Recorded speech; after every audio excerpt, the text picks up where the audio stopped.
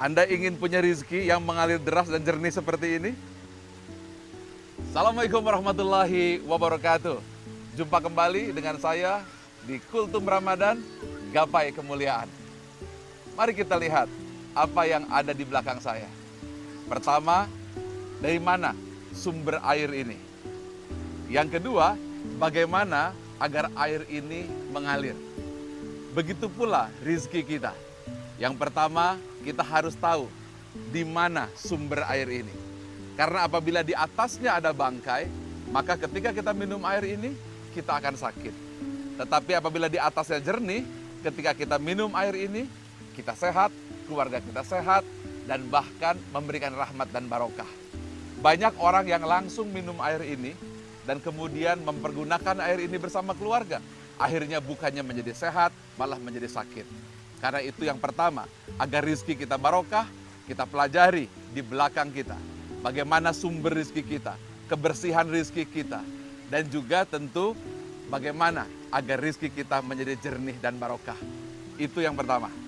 Yang kedua adalah bagaimana agar rizki itu mengalir kepada kita. Pepatah kuno yang senantiasa mengatakan 1000 sungai di gunung turun ke laut. Apabila kita berada di tempat yang rendah, maka air akan mengalir di tempat tinggi ke tempat yang rendah. Artinya kita harus mampu merendahkan diri ke hadapan Allah Subhanahu wa Ta'ala dengan senantiasa bukan hanya melihat ke atas, tetapi justru melihat ke bawah. Mengapa? Ketika kita melihat ke bawah, kita akan penuh rasa syukur dan tidak meremehkan rizki yang datang kepada kita. Namun, kalau kita senantiasa melihat ke atas, maka kita tidak mensyukuri rizki yang Allah berikan kepada kita. Itulah sesuai apa yang dikatakan oleh baginda Muhammad SAW. Jangan senantiasa engkau melihat ke atas, lihatlah ke bawah, agar engkau menghargai rizki yang Allah karuniakan kepada kita. 2 hal sudah saya sampaikan. Pertama, sumber air ini harus Anda perhatikan, supaya bersih jernih masuk ke tubuh kita.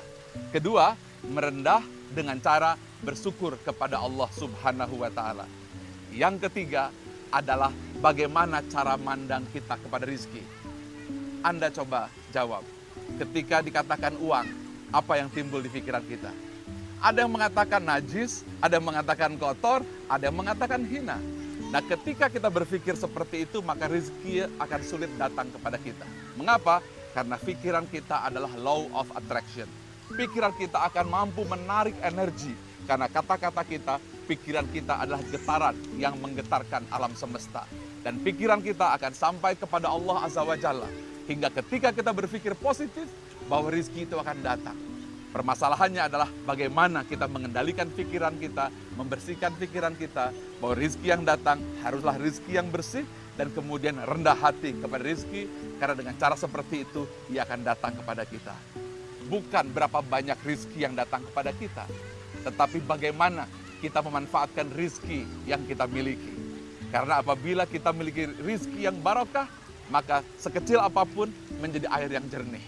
Maukah Anda ada sebuah minuman dalam gelas, tetapi dia penuh dengan kotoran? Meskipun banyak, tidak akan mau kita minum.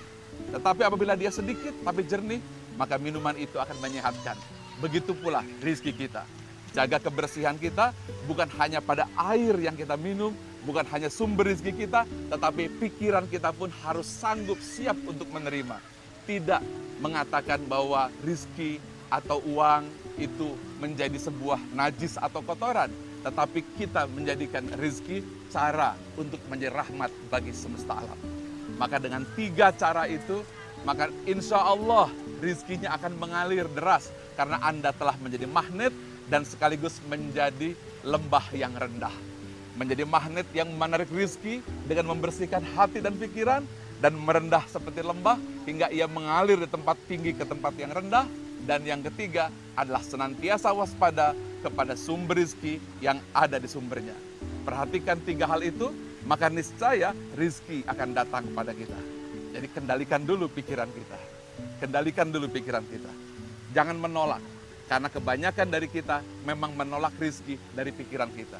Terlalu banyak pikiran kita senantiasa mengatakan bahwa uang adalah najis, uang adalah kotor. Sehingga kita tidak pernah bisa menerima uang. Ketika kita menerima uang, menerima rizki, senantiasa kita habiskan. Karena memang kita menolak.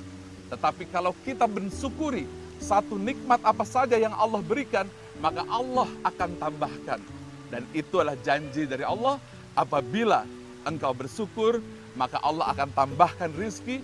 Tapi apabila engkau ingkar, maka azab Allah amatlah pedih. Jadi itulah 3 hal yang harus kita jaga dan harus kita perhatikan. Meskipun singkat, namun ini bermanfaat.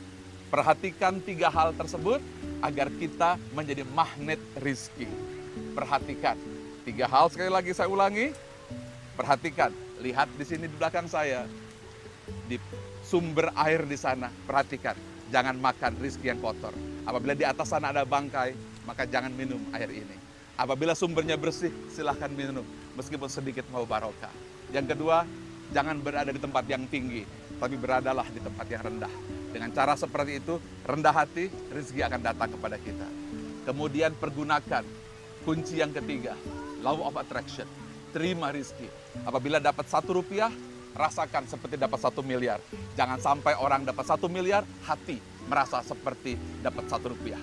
Dengan cara seperti itu, insya Allah Anda akan jadi magnet rizki, rizki yang barokah. Demikian dari saya, silakan coba, insya Allah rahmat dan barokah tercurah. Assalamualaikum warahmatullahi wabarakatuh.